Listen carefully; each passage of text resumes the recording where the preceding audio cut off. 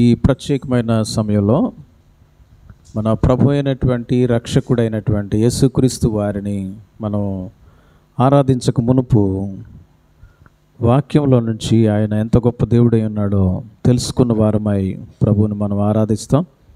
ప్రియులరా, మరి ఇక్కడ పేతురు రాసినటువంటి మొదటి పత్రిక 2వ అధ్యాయంలో మనం 18వ వచనం నుంచి గమనించినప్పుడు అనేక విషయాలు తెలియపరుస్తూ మరి 20 నుంచి పేతురు గారు ఏం మాట్లాడుతున్నాడంటే, పరిశుద్ధాత్మ పూర్ణుడై తప్పిదమునకై దెబ్బలు తిన్నప్పుడు మీరు సహించిన యెడల మీకేమి ఘనము, మేలు చేసి బాధపడినప్పుడు మీరు సహిస్తే అది దేవునికి హితమగును, ఇందుకు మీరు పిలువబడితిరి. మనం ఈ రోజున దేవుని చేత పిలువబడ్డాం, దేవుని కొరకై పిలువబడ్డాం, అందుకే ప్రభువుని ఆరాధించడానికి మందిరానికి వచ్చి ఉన్నాం అనే విషయాన్ని గుర్తుపెట్టుకుందాం. ప్రియులారా, 21వ వచనం నుంచి గమనించినప్పుడు చూడండి, ఎందుకు మనం పిలువబడ్డాం, ఎందుకు మనం సమస్యలను సైతం కీడును సైతం మనం సహించాలి, మేలు చేసి కూడా బాధపడటానికి ఇష్టపడాలి, మనం తప్పులు చేసిన వాళ్ళకి శిక్ష పడుతుంది, మనం మంచి చేసి మేలు చేసి కూడా శిక్ష ఎందుకు అనుభవించాలి అన్నట్లయితే మన ముందు ఒక మాదిరిగా యేసు ప్రభు వారు ఉన్నారు. ఆయన ఏమై ఉన్నాడో ఒకసారి చూద్దాం. యేసు ప్రభుని నమ్మి ఆయన రక్తంలో మన పాపాలు కడుక్కొని యేసునామములో బాప్తిసం పొందినటువంటి మనందరం కూడా యేసు ప్రభు వారు ఏమై ఉన్నాడో, ఆయన ఎలా ఉన్నాడో, ఆయన ఎలా నడుస్తాడో, ఆయన ఎలా జీవించాడో అలా బద్దులమై ఉన్నాం. 21వ వచనాన్ని గమనించినట్లయితే మొదటి పేతురు 2వ అధ్యాయం 21వ వచనంలో, ప్రియులరా, క్రీస్తు కూడా మీ కొరకు ఆయన తన కోసం తను బాధపడలేదంట కదండి. మనందరం మన కోసం బాధపడతాం, మన పిల్లల కోసం బాధపడతాం, అంటే మన బాధ వెనుక స్వార్థం ఉంటుంది.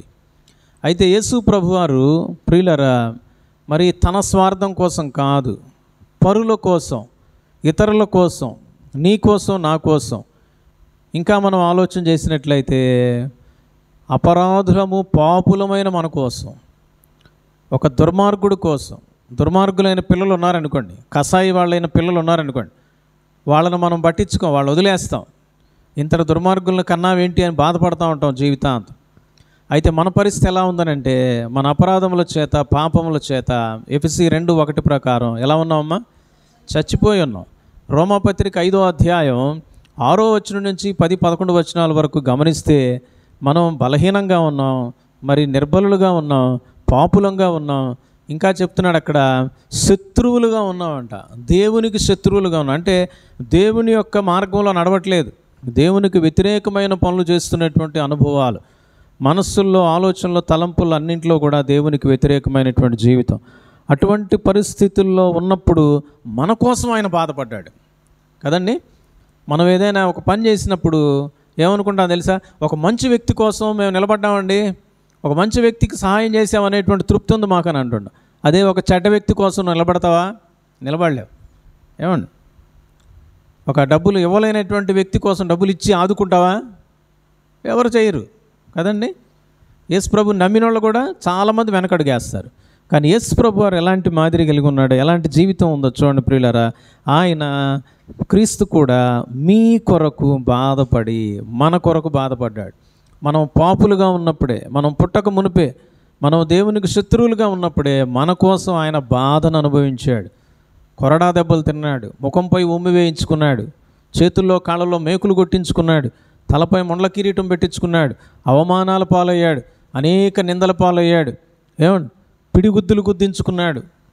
శక్తిమంతుడైనటువంటి ఆయన ఏమీ చేయలేనటువంటి వ్యక్తిలాగా మన కోసం అన్నిటినీ భరించాడు. క్రీస్తు కూడా మీ కోసం బాధ అనుభవించాడు. ఆయన తప్పు చేసి బాధ అనుభవించాడా? ఆయన ఏ తప్పు చేయలే. మన కోసం బాధ అనుభవించాడు, మన కోసం శిక్ష అనుభవించాడు. ప్రియులారా, అటువంటి గొప్ప దేవుడుగా మన కోసం ఉన్నాడు. అంటే మన కోసం బాధపడేటువంటి మరి మనిషి కాదు ఈయన. మన కోసం బాధపడే తల్లిదండ్రులు ఉన్నారేమో, మన కోసం బాధపడే స్నేహితులు ఉన్నారేమో, కానీ మన కోసం బాధపడిన, ప్రాణం పెట్టిన దేవుడు సృష్టికర్త. రెండవ ప్రాముఖ్యమైన విషయం 21వ వచనంలో గమనిస్తే, మీరు తన అడుగు జాడల యందు నడవాలని మీకు మాదిరి ఉంచిపోయాను. తన వలె నడవాలని ఒక మాదిరి మన కోసం పెట్టిపోయినటువంటి దేవుడు. తనలాగా నడవాలని, ఏమండి, తనలాగా పరిశుద్ధంగా, ఏమండి, పరుషంగా కాదు, పరిశుద్ధంగా, అశాంతి అసమాధానంతో కాదు, లోకస్తుల వలె కాదు, దేవుని బిడ్డల వలె, తన వలె. ఎక్కడో మాదిరి పెట్టట్లా యేసు ప్రభు వారు. ఫలానా ప్రెసిడెంట్ లాగా ఉండండి, ఫలానా ఆమెలాగా ఉండండి, ఫలానా ఆయనలాగా ఉండండి అని అంటలా. యేసు ప్రభు వారు తనే ఒక పోలిక, తనే ఒక మాదిరిని మన పక్షాన ఉంచిపోయాడండి. ఎలా నడవాలో ఆయన అడుగుజాడల్లో నడిచేటట్లుగా మన కోసం ఈ లోకానికి వచ్చి అటువంటి ఒక ఎగ్జాంపులరీ లైఫ్ ఆయన చూపించాడు. ప్రియులారా, చూపించాడు. ప్రేమించని వారిని ప్రేమించాడు. అన్యులైన వారి కోసం కూడా సూర్యుని ఉదయింపజేస్తున్నాడు. అందరి కోసం ఏం చేస్తున్నాడండి? వర్షం కురిపిస్తూ ఉన్నాడు. ఆయన అందరినీ ప్రేమిస్తున్నాడు. ఎటువంటి తేడా లేకుండా అందరి కోసం ప్రాణం పెట్టాడు. చిన్నల్ని పెద్దల్ని అందరినీ కూడా గౌరవించాడు. ఎక్కడ కూడా దూషించినట్టు, ఏమండి, చిన్నపిల్లలు కానీ పెద్దోళ్ళు కానీ మనం పరిచయం లేదు, రే ఒరే అని పిలుస్తుంటాం అందరం కదా. కానీ యేసు ప్రభు వారు ఎక్కడ శిష్యులు అరే అని ఎక్కడన్నా పిలిచాడా? చిన్నపిల్లలారా, స్త్రీలనైతే అమ్మా. ఏమన్నా అర్థమైందండి? ఆయన సంబోధన కానీ ఆయన పద్ధతి కానీ అంతా కూడా ఒక గొప్ప మాదిరి. ఉదయం లేచినటువంటి వెంటనే ఆయన కొండెక్కి ప్రార్థన చేయడానికి వెళ్ళేవాడు. ఆయన ఎక్కడ ప్రయాణం వెళ్ళినా, ఈవెన్ కొరడా దెబ్బలు కొడుతున్నప్పటికి కూడా ఎవరైనా తిట్టాడా, కొట్టాడా? ఉల్టాగా కొరడా లాక్కొని టప దులిపేసాడు అందరినీ. మనమైతే ఎవరన్నా 1 మాట అన్నారనుకోండి, 2 మాటలు అన్నారు, 3 మాటలు అన్నారు, 4-5 మాటలు ఒకవేళ సహిస్తామేమో దేవుని బిడలం అన్నట్లు. ఇంకా ఆ తర్వాత సహించాం, వెళ్ళిపోయి చొక్కా పట్టుకుంటాం, వెళ్ళిపోయి కర్ర కత్తో పట్టుకొని మీదకి వెళ్ళడానికి ప్రయత్నం చేస్తాం. ప్రియులారా, యేసు ప్రభు వారు మనం గమనిస్తున్నట్లయితే తన అడుగు జాడలు తనలాగా నడవాలని మాదిరి ఉంచిపోయాడు. ఆయన మాదిరిగా ఉన్నాడు మన కోసం. మాదిరిగా ఉన్న దేవుడు. ఆయన చెప్పి చెయ్యని దేవుడు కాదు, మాట చెప్పి మర్చిపోయే దేవుడు కాదు. ఆయన మాట ఇస్తే మాట ప్రకారం చేస్తాడు. నేను ఈ లోకానికి వస్తానన్నాడు, మనుషుడిగా వచ్చాడు, మనందరి కోసం ప్రాణం పెట్టాడు కరువలు సిలువలో. 3వదిగా మనం గమనిస్తున్నట్లయితే ప్రియులారా, ఏం రాయబడి ఉందో చూడండి, 22వ వచనం. ఆయన ఏం చేయలేదంట? పాపం చేయలా. ప్రియులారా, ఆయన పాపం చేయలా. చీటికి మాటికి మనమైతే ఏదో ఒక దాంట్లో పాపం దొర్లిపోతూ ఉంటుంది. ఏదో ఒకటి చూపుల్లోనో మాటల్లోనో తలంపుల్లోనో ఎక్కడో చోట దొర్లిపోతూ ఉంటుంది. అబద్ధాలు సహజంగా వచ్చేస్తూ ఉంటాయి కదా, దూషణ మాటలు సహజంగా వచ్చేస్తూ ఉంటాయి.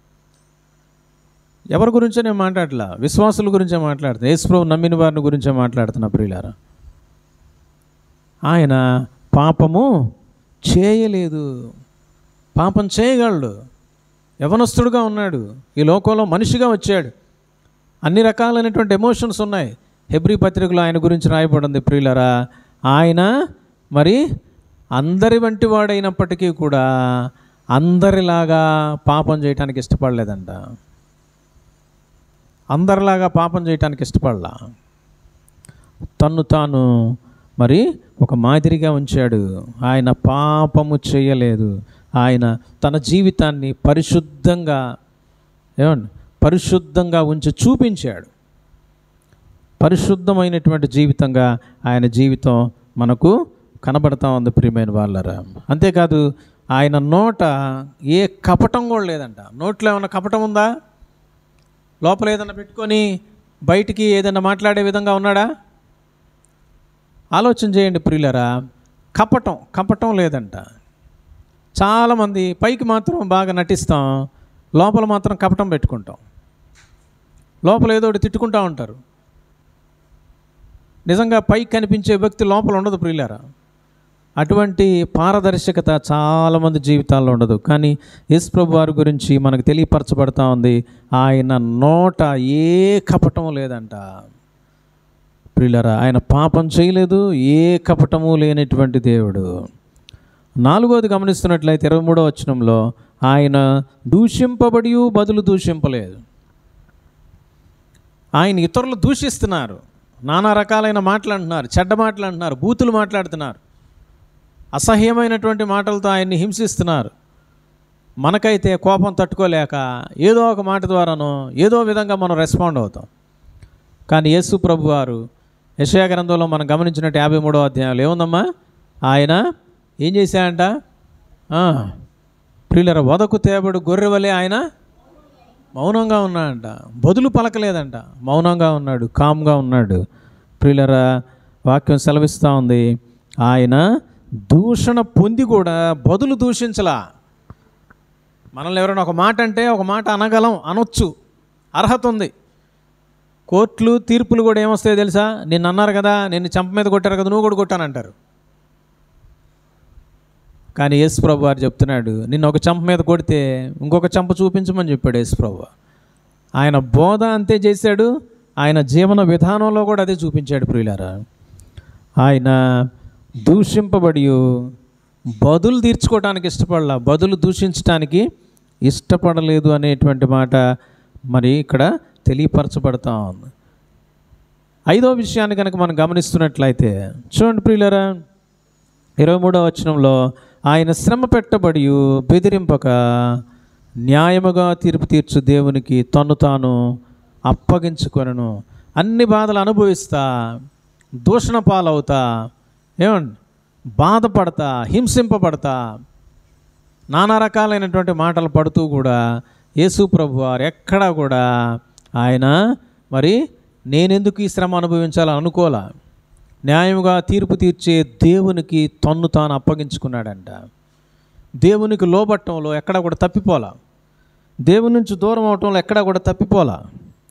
ప్రియమైనటువంటి వాళ్ళరా, ఆయన మరి తన్ను తాను దేవునికి అప్పగించుకున్నాడు. శ్రమల్లో, బాధల్లో, ఇబ్బందుల్లో, ఇరుకుల్లో సైతం మరి ఆయన తన్ను తాను కూర్చోండి నేను చెప్పు ఒక నిమిషం ఆగు జోయిస్. మరి అప్పగించుకున్నటువంటి దేవుడుగా కనిపిస్తూ ఉన్నాడు.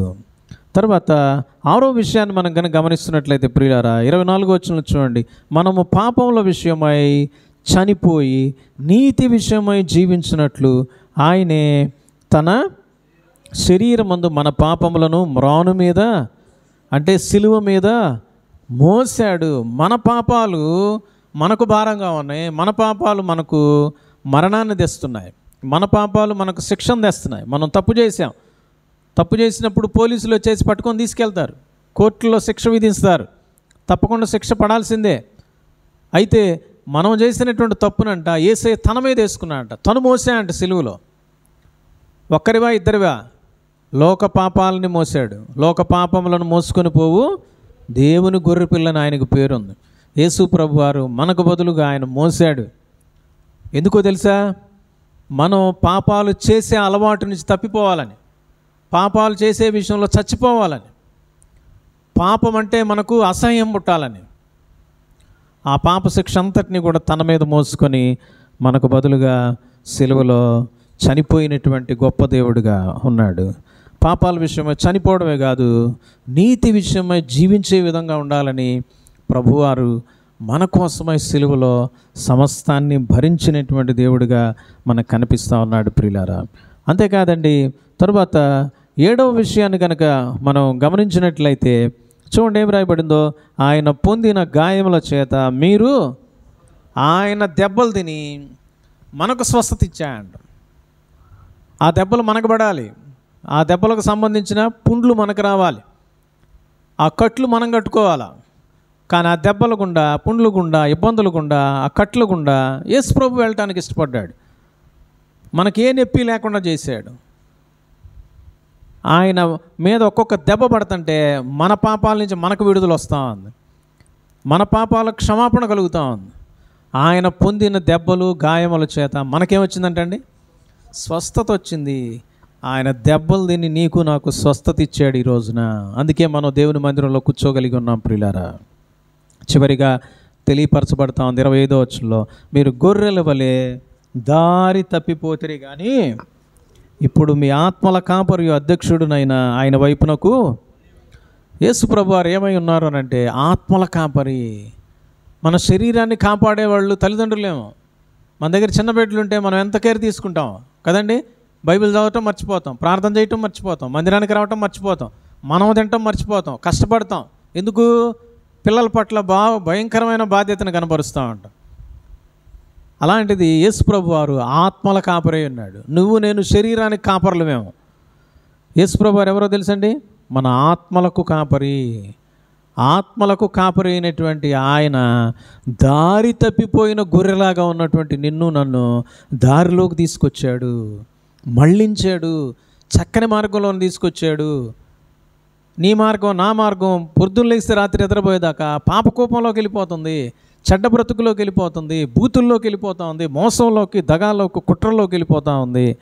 అయితే యేసు ప్రభు వారు ఏం చేశాడు తెలుసండి? మన దారి మళ్ళించాడు, వాక్యం అనే దారిలోకి తీసుకొచ్చాడు, చర్చ్ అనే దారిలోకి తీసుకొచ్చాడు, దేవుని మందిరానికి వచ్చేటట్టు చేశాడు, ఆయన స్తుతించి ఆరాధించేటట్టుగా మన బ్రతుకుని మళ్ళించాడు, మార్చాడు. కనుక ఈ ఉదయకాల సమయంలో యేసు ప్రభు వారు ఎంత గొప్ప దేవుడై ఉన్నాడో, మనల్ని పిలిచినటువంటి గొప్ప దేవుడైనటువంటి ఈయన మన కోసం బాధను అనుభవించినటువంటి దేవుడు, తన వలె నడవాలని ఒక మాదిరి పెట్టినటువంటి దేవుడు, పాపము చేయని పరిశుద్ధుడు, తన నోట కపటము లేనటువంటి దేవుడు, దూషణ పొంది కూడా బదులు దూషించినటువంటి ఒక గొప్ప దేవుడు. అంతేకాదు ప్రియులారా, సర్వోన్నతుడైనటువంటి దేవునికి బాధలు అనుభవిస్తూ కూడా తను తాను అప్పజెప్పుకున్నటువంటి దేవుడుగా కనిపిస్తున్నాడు. తర్వాత మనం గమనిస్తున్నట్లయితే తన వలె పాపరహితంగా జీవించాలని చెప్పేసేసి సిలువలో మన పాపాలన్నిటినీ కూడా మోసినటువంటి దేవుడుగా కనిపిస్తున్నాడు.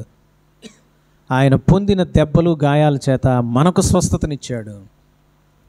దారి తప్పిపోయినటువంటి నిన్ను నన్ను ఈ రోజున దారిని మళ్ళించి తన దారిలోకి తీసుకొచ్చాడు. ఇంక వేరే ఎవరిని నువ్వు అనుసరించినా మరి ఎక్కడికి వెళ్ళిపోతావు? నరకానికి వెళ్ళిపోతావు. అందుకని దేవుడు తన వైపుకు మళ్ళించాడు, తన దారిలోనికి తీసుకొని వచ్చాడు. ఈ రోజున తప్పిపోయినటువంటి, మార్గం తప్పిన, పనికిమాలిన స్థితిలో ఉన్నటువంటి మనలను సరైనటువంటి తన మార్గంలో మరి పెట్టినటువంటి గొప్ప దేవుడుగా కనిపిస్తున్నాడు. ఇంత గొప్ప దేవుడైనటువంటి, ఇంత గొప్ప విలువైనటువంటి దేవుడైన యేసయ్య నీకు నాకు ఉన్నదాన్ని బట్టి మన జీవితంలో ఇన్ని గొప్ప కార్యాలు చేస్తూ నడిపిస్తున్నటువంటి యేసయ్యను మనసారా, హృదయానుసారంగా మన ముందు చెప్పబడినటువంటి మరి యొక్క మాటలను జ్ఞాపకం చేసుకుంటూ ఆయన స్తుతించి ఆరాధించి గణపరుస్తాం. తల్లు వంచుదాం, మోకరిస్తాం. ప్రియులారా, ప్రభువును మనసారా స్తుతించండి.